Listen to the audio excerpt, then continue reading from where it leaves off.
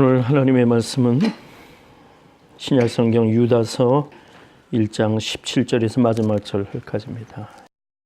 17절부터 25절까지 교독합니다.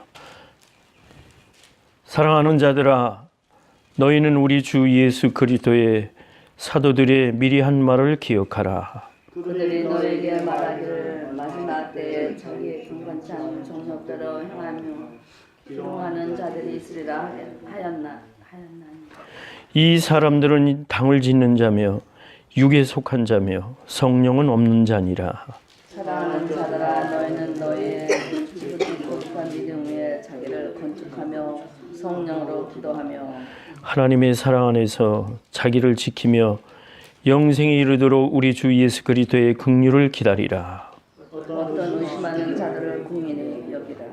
또 어떤 자를 불에서 끌어내어 구원하라. 또 어떤 자를 그 육체로 더럽힌 옷이라도 싫어하여 두려움으로 긍휼히 여기라. 능히 너희를 보호하사 정신없게 하시고 너희를 그 영광 앞에 흠이 없이 즐거움으로 서게 하실 자. 다 함께 곧 우리 구주 홀로 하나님이신 하나님께 우리 주 예수 그리스도로 말미암아 영광과 위엄과 권력과 권세가 만고 전부터 이제와 세세에 있을지어다. 아멘. 유다서는 평소에 잘 설교로 나오지 않는 장인데 하나님께서 이렇게 갑자기 유다서를 제게 인도하셨습니다. 그래서 우리가 알다시피 유다라고 하는 인물은 예수님의 친동생이에요. 그래서 야고보라고 하는 동생이 있는데 유다는 예수님이 승천하신 이후에 주님을 발견했던 거예요. 거듭났던 사람입니다. 그러니까 예수님 당시에 계셨던 신앙의 상태나 오늘 우리의 신앙생활이나 모든 환경은 비슷하다 이렇게 보시면 돼요. 언제까지? 주님 오시는 날까지. 그래서 특별히 이 마지막 때에 우리가 어떻게 신앙생활을 할 것인가를 한번 짚어보고 이제까지 해왔던 신앙을 우리가 다시 점검해보고 바른 자세와 태도로 주님 오신 날을 기다리는 그런 자세가 필요해서 이 말씀을 생각해 봅니다. 장로님께서 기도하셨지만 이 세상이 지금 이 변화의 그 속도가 굉장히 빨라서 예측 못할 일들이 어느 나라, 어느 문화나 다 있습니다. 세계가 지금 출렁이는 것 같아요. 그래서 저는 또 관심이 많기 때문에 신문을 좀 꼼꼼히 읽으면서 성경적인 하나님의 해석은 여기 어떻게 있는가를 한번 또 짚어보고 또 문화적으로 어떻게 해석할 것인가를 생각해보는 저는 그런 시간을 많이 보내고 있습니다. 그래서 신문을 저는 많이 읽고 또 꼼꼼하게 스크랩을 합니다. 그래서 설교 시간에도 좀 적용할 것도 있으면 소개하고 어떻게 해야 할 것인가. 에베소 5장에 보면 그런즉 너희가 어떻게 해야 할 것인가를 자세히 주의하여 지혜 없는 자같이 말고 지혜 있는 자같이 해서 세월을 아끼라. 때가 악하니라 그랬습니다. 그래서 이 땅에 살면서 우리들이 생각 없이 살면은 안 되겠다. 그런 생각을 많이 납니다. 당시에도 거짓 교사들이 많았어요. 하나님을 그 유다가 대개 한 60년에서 AD 80년 사이에 유다서를 적었다고 그러는데 성경이 기자들로 보면은 뭐 앞부분이 아니라 뒷부분에서 활약을 한 사람인데 당시에도 하나님을 믿는 사람들이 특별히 이 영지주의의 잘못된 것으로 인해서 이혼론을 가지고 거짓 교사들이 잘못된 가르침이 있었어요. 그래서 부도덕한 일도 많이 했고 성실히 믿는 하나님의 백성들에게 나쁜 영향을 주었습니다. 오늘 유다서 본문에 들어가기 전에 앞부분을 이렇게 보면은 그들이 어떤 오늘날의 교훈을 우리가 주느냐면은 이 지도자들이 정말로 바른 자세로 양들에게 하나님 말씀을 가르쳐야 되는데 오늘날 우리들에게 주는 교훈이 있어요. 그 첫 번째는 하나님의 은혜에 대해서 잘못 이해하고 있다. 하나님께서 성도들의 모든 죄를 용서해 주셨기 때문에 신자들은 도덕적 제재를 받지 않고 자유롭게 살 수 있다고 이렇게 생각을 제자들에게 가르쳤습니다. 사회를 혼란하게 한 거예요. 무조건 죄를 용서해 주셨으니까 좀 잘못해도 괜찮다. 이것은 아니죠. 두 번째로는 거짓 교사들이 신앙은 신비 체험을 있어야 된다. 특히 종교적인 황홀경에 들어가서 체험한 환상을 지나치게 의존했다. 오늘날도 하나님의 섭리와 계시는 똑같이 역사를 합니다. 하지만 이거를 어떤 황홀경에 들어가서 이단들이 거기서 많이 나오잖아요. 내가 하나님을 만나서 내가 하나님의 아들이다 하는 사람이. 그런 이단주의가 많이 있었습니다. 신앙의 근본이 잘못된 거죠. 그래서 이 사람들이 악행을 하는데 첫째로는 성적인 문란을 했습니다. 당시에는 그 이방 종교들이 신전에서 창녀들이 거기서 탄생을 했고 그들이 믿는 그러한 것으로 인하여 바울이 많은 싸움을 한 것을 성경에서 보지만은 당시에 그러한 가운데 성적인 문란이 있었어요. 그래서 동성연애까지 허락을 하는 그러한 잘못된 것이 있었습니다. 두 번째는 교회 사역자들에게 반항을 했어요. 모세가 그 고라 자손이 모세를 대행을 해서 하나님이 그러한 체험의 역사가 있잖아요. 고쳐주시는 체험의 역사가 있었던 것처럼 이 사람들은 하나님의 권위에 대한 반발의 역사를 보였던 겁니다. 하나님의 말씀을 전하는 자들에게 그 반발한다고 하는 것은 하나님의 권위를 반발한다는 것과 같은 뜻을 해석할 수 있습니다. 세 번째로는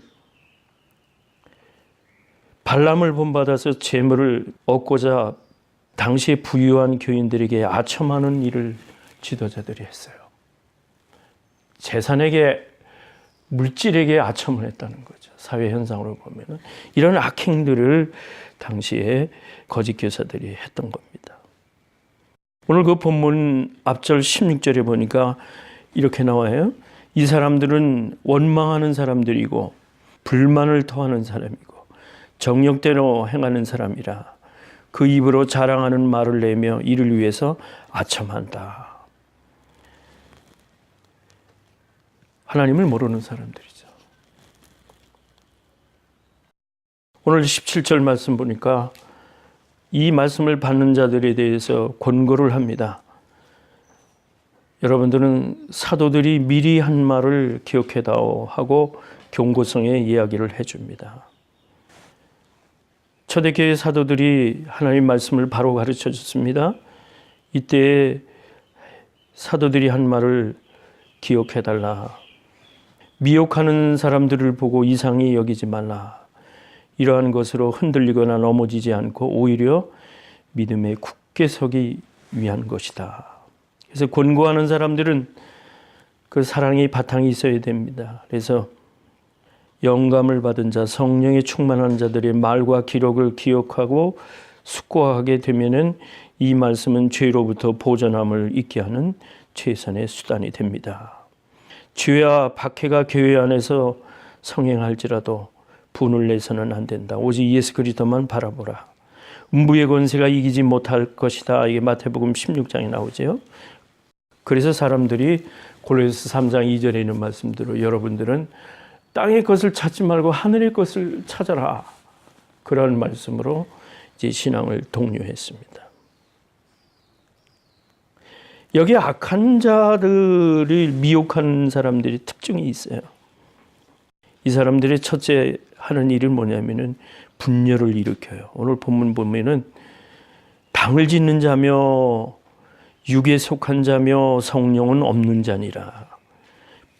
당 짓는 거는 분열을 일으키는 거죠. 분리를 하는 거죠.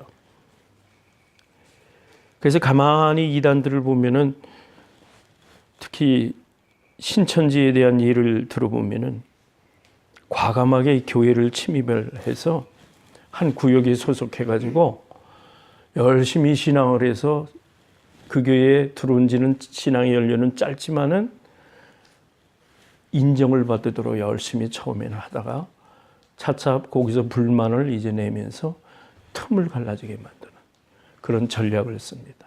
신천지의 역할에. 그래서 나중에는 누구까지 욕을 해야 되느냐면 담임 목사님까지 욕을 해야 돼요. 그래서 분열을 시킵니다. 반드시 예수님의 12제자 아래에도 가룟 유다가 있듯이 악을 도모하는 자들이 있습니다. 그래서 우리가 항상 깨어서 교회를 건전하게 만들어야 되고 영적인 일에 우리들이 게을리지 말아야 할 것은 틈이 있다는 거예요. 그게 악행하는 사람들의 그런 특징이에요. 이것을 이용하는 것이 이단들의 특징입니다. 사단은 예수 그리스도의 교회가 피해값으로 사주신 교회가 서는 것을 막습니다. 서지 못하게 합니다. 교회가 교회로서 존재하는 것을 허락하려고 하지를 않아요. 그러나 음부의 권세가 이기지 못하는 것이 마태복음 16장의 16절에 나온 예수님의 말씀이에요. 그래서 교회는 하나님이 그의 피값으로 주고 사신 예수 그리스도의 성전이기 때문에 우리는 사단의 이런 공략을 넉넉히 이길 수가 있습니다. 분열을 일삼는 이러한 당을 짓는 자들이 악한 자들이 미혹하는 특징이라 할 수 있고, 그 다음에는 육에 속한 사람들은 성령이 없습니다. 우리가 삼위일체라고 그러죠. 하나님과 예수 그리스도와 성령님의 이런 삼위일체 속에 누구든지 그리스도의 영이 없으면 그리스도의 사람이 아니라 로마서 8장 9절의 말씀이 우리에게 주고 계십니다. 그리스도의 영이 없으면 하나님의 사람이 없어요. 아닌 것입니다. 하나님의 나라에 속하지 않는다는 것을 말할 수 있습니다. 우리 주 예수 그리스도의 사람들의 미리 한 말을 기억하면서 또 우리에게 주시는 말씀이 베드로후서 3장 3절에 이런 말씀이 있습니다. 곧 거룩한 선지자의 예언한 말씀과 주 대신 구주께서 너희 사도들로 말미암아 명하신 것을 기억하게 하려 하노라. 베드로는 이 말씀을 했던 겁니다. 말세에 기롱하는 자들이 와서, 비웃는 자들이죠. 기롱하는 자들이 와서 자기의 정욕을 쫓아 행하며 비웃어 가로되 주의 강림하신다는 약속이 어디 있는가. 창조를 불어 잊으려 하는 이러한 틈을 갈라지게 하는 미혹하는 영들이 역사하는 겁니다. 그래서 비웃는 사람들은 당을 짓고 육에 속하고 성령이 없는 자들아. 고린도전서 2장에 보니까 육에 속한 사람은 하나님의 성령의 일을 받지 아니하나니 저희에게는 미련하게 보이며 또 깨달지도 못하나니 이런 일은 영적으로라야 분별을 함이니라. 아멘. 성령이 없는 사람들이 오늘 교회에 앞장서서 일하는 사람들이라면 이 교회는 참 위험한 겁니다. 마지막 때는 성령이 없는 자들아 육의 모습으로 이들이 하나님의처럼 위장해서 교회를, 하나님의 권위를 도전하는 일들이 많습니다. 고린도전서 2장 15절 보니까 신령한 사람은 모든 것을 판단하나 자기는 아무에게도 판단을 받지 않는다고 하는 것을 말씀해 주고 있습니다. 그럼 우리는 이 시대의 신앙생활을 어떻게 해야 되느냐? 전 세 가지로 바울이 이러한 것을 모범을 보면서 주장한 내용이 오늘 본문에도 나옵니다. 20절 봅니다. 사랑하는 자들아 너희는 너희의 지극히 거룩한 믿음 위에 자기를 건축하며 성령으로 기도하며 하나님의 사랑 안에서 자기를 지키며 영생에 이르도록 우리 주 예수 그리스도의 긍휼을 기다리라. 첫째는 예수님을 믿는 사람으로서 확립이 되어야 됩니다. 거룩한 믿음 위에 자기를 건축하라. 그 위에 뿌리를 내리라, 그런 얘기입니다. 골로새서 2장 7절에 보니까 그 안에 뿌리를 박으며 세움으로 입어 교훈을 받은 대로 믿음에 굳게 서서 감사함을 넘치게 하라. 위의 것을 생각하는 사람들은, 저는 우리 교회 예배 중에 항상 은혜를 받는 부분이 있습니다. 순서가 있는데 그게 뭐냐면 여러 순서 중에 특별히 신앙 고백을 할 때입니다. 전능하사 천지를 만드신 하나님 아버지를 내가 믿사오며 이 신앙 고백은 100번을 외치어도 부족함이 없습니다. 놀랍게도 전능하사 천지를 지으신 창조주에게서부터 장래 예수께서 이 땅에 오셔서 하나님 나라를 확립하신다는 그런 모든 역사가 우리가 2분 내지 3분 동안에 하나님 앞에 고백으로 드리는 사도신경 안에 그 안에 다 있다는 거예요. 우리가 그것을 믿고 신앙 고백으로 내 지금의 신앙을 주님 앞에 확인해 드리는 겁니다. 그래서 이 신앙 고백은 반드시 예배 중에 있어야 될 대목이고 있어야 할 그런 순서 중에 하나인 겁니다. 어떤 날 내가 어느 교회의 주부를 보다가 깜짝 놀랐던 것은 이 신앙 고백을 그 교회 예배는 치워버렸다는 거예요. 그러나 우리는 전통적으로 우리 예배만큼은 우리가 늘 신앙 고백을 진심으로 하나님께 드리며 예배를 시작합니다. 거룩한 믿음의 자기를 건축할 믿음 위에 자기를 건축하는 예수 그리스도 안에서 신앙을 확립해야 됩니다. 성령으로 기도하라. 여기 본문에도 나옵니다. 우리가 성령으로 기도하라. 예수님이 이 땅에 안 계시고 하나님 보좌 우편에 계신 것만큼 이 땅에 하나님의 권위는 성령을 지금 우리에게 보내셔서 때마다 모든 순서마다 놓치지 않냐고 하나님 나라의 백성인 것을 확인해 주시는 그런 성령의 안내를 저희가 받고 신앙생활을 감당하고 있습니다. 고린도후서 5장 17절에 누구든지 그리스도 안에 있으면 새로운 존재입니다. 옛사람은 없어지고 새 사람이 되는 것입니다.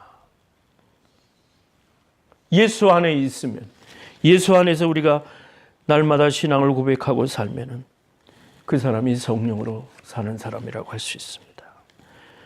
바울은 또 이렇게 우리에게 신앙의 모범을 보여줍니다. 두 번째는 예수 그리스도를 안 이후에는 내 자신을 하나님 앞에 드리는 것을 확립하라, 그런 말씀을 했습니다. 사람이 가장 힘든 것은 뭐냐면은 하나님 앞에 선 자로서 하나님의 얼굴을 쳐다보는 자로서 우리는 자신의 죄책감에 굉장히 시달리고 있다는 겁니다. 심리학자들은 많은 말을 해요. 그 인간의 심리에서 치료를 받는 것은 죄책감에서의 해방이다, 이렇게 얘기를 합니다. 맞는 말 같습니다.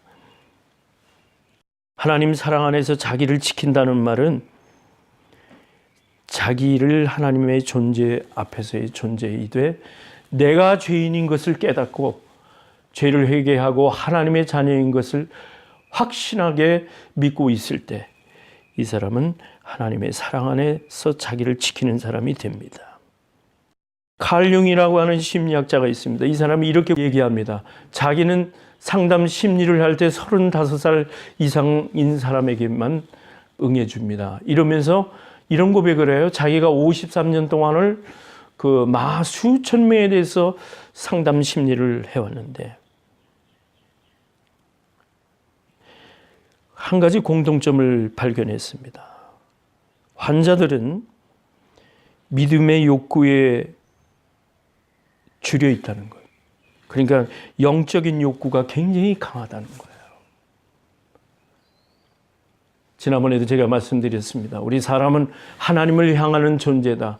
하나님을 만족하지 아니하면, 하나님 앞에서 나의 존재감을 얻지 못하면 사람들은 죄책감이나 불안에서 시달리는 인성이다, 이렇게 말씀드렸습니다.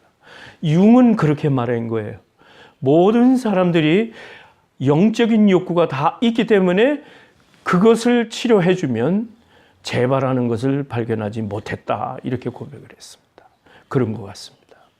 우리의 완전함이라고 하는 것은, 우리의 신앙의 완전함이 우리의 삶의 완전함이라고 본다면 우리는 하나님을 발견하고 그 안에 거할 때 우리는 완전을 만들 수가 있습니다.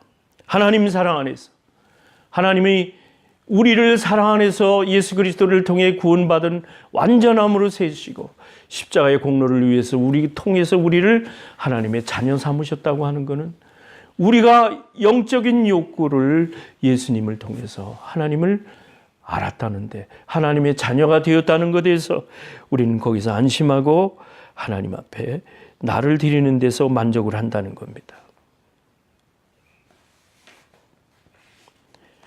한국에는 특징이 하나 있어요. 한국 사람들은 신바람이 나면은 못할 것이 없습니다. 그 신바람이라는 그 용어가 한국에서는 통해요. 교회도 그렇고 모든 조직이도 우리는 교회 안에서 신바람이 뭡니까? 성령 충만해요. 성령 영적으로 우리가 충만하고 하나님 믿는 모범이 우리에게 보이면 우린 신바람 납니다. 사랑이 보여집니다. 나눠줍니다. 서로를 독려하고 격려합니다. 근데 한국의 사상이 그런 사상이에요. 신바람이 나면은 엄청난 효율이 있습니다. 그렇게 한번 거기에 비유를 해본다면 우리 신앙생활은 즐겁고 사랑 안에서 신앙이 이루어진다면 그게 신바람이 아닐까. 좋은 교회, 신바람 나는 교회입니다. 좋은 교회, 사랑이 넘치는 교회입니다. 그것은 성령님께서 우리의 무엇을 주시느냐면 한 분 한 분에게 영생을 가르쳐 주십니다. 우리는 영원한 생명에 이르도록 예수 그리스도의 긍휼을 기다리라 이런 말씀을 했습니다. 유다는 그렇게 얘기했습니다. 영원한 생명이 있음으로 인하여 주 예수 그리스도가 다시 오실 때까지 예수님의 자비, 예수님의 긍휼을 오늘 우리가 기다리며 신앙생활을 감당하라 그 말씀입니다. 이 분열된다고 하는 것은 하나도 좋을 것이 없습니다. 진리 안에서 우리가 통일되고 진리 안에서 산다고 한다면 그게 영생으로 이르는 그러한 길이라고 할 수 있습니다. 자기 자신이 내 스스로의 하나님 앞에서 회개를 한다는 것은 죄책감을 버린다는 거예요. 내가 하나님과 나 사이가 소통이 이루어지면 하나님과 나 사이가 영생하도록 솟아나는 성령의 충만함이 있으면 그 다음에 사람들 관계에서도 긍휼과 자비가 있게 됩니다. 이제 세 번째로는 바울이 얘기한 것처럼 유다도 똑같은 얘기를 했어요. 아주 귀한 비유를 들었어요. 어떤 의심하는 사람을 긍휼히 여겨라. 이 사람을 불에서 끌어내어 구원하라. 지옥의 불에 악한 불에서 끌어내어 구원하는 일이 우리 먼저 믿는 자들의 책무다 이렇게 얘기를 합니다. 어떤 자를 그 육체로 더럽힌 옷이라도 싫어하여 두려움으로 긍휼히 여기라. 죄악의 옷을 입은 그 사람 그 옷까지도 두려움으로 인하여 그 사람을 지옥에 가는 그 사람을 구원하는 그러한 일에 자비를 베풀어라. 하나님을 믿는 미래에 의심하는 사람이 있습니다. 불 속에 있는 사람들을 끄집어내어 구원하라 하는 것이 우리가 지금 할 일이라는 겁니다. 우리가 전도하는 일이라는 것은 바로 이 일이에요. 멸망으로 가는 그 사람을, 불에 타야 할 그 사람을 그 옷자락이라도 잡아서 하나님 앞으로 인도하는 일이 구원하는 일, 전도하는 일이라면 그 생명을 위해서 우리들은 예수님의 능력으로 하나님의 능력으로 이러한 일들을 감당할 수가 있습니다. 모쪼록 우리 교회 사랑장로교회는 주님의 명령하신 이대로 주님 오시는 날까지 하나님으로부터 권능을 받아서 이런 일을 잘 감당하는 교회가 되어지기를. 그래서 이 시대의 신앙생활은 결국은 사람을 구원하는 일에 교회가 우리가 예배와 구원하는 일에 총력을 기울여야 하는 일이 이 시대 우리 대의 시대적인 사명이라는 걸 깨닫고 유다가 우리가 권면한 대로 거룩한 믿음에 자기를 세우고 성령으로 충만해서 기도하고 내 이웃의 긍휼함을 베풀어서 모범된 교회가 되어지기를 예수님의 이름으로 축원합니다. 거룩하신 하나님 아버지 감사합니다. 이제 마지막 때가 되어서 불법이 성행하고 악법이 성행해서 사람들의 양심을 아프게 하고 사람들을 혼란한 지경에 사는 이 시대의 악한 세대에 우리가 지혜로운 사람이 되어서 어떻게 행할 것인가를 지혜 있는 사람처럼 잘 궁리해서 예수님 앞에 기쁨을 드릴 수 있는 우리 사랑장로교회 모든 교우들이 되게 도와주시고 인도하여 주옵소서. 예수님의 이름으로 기도하옵나이다. 아멘.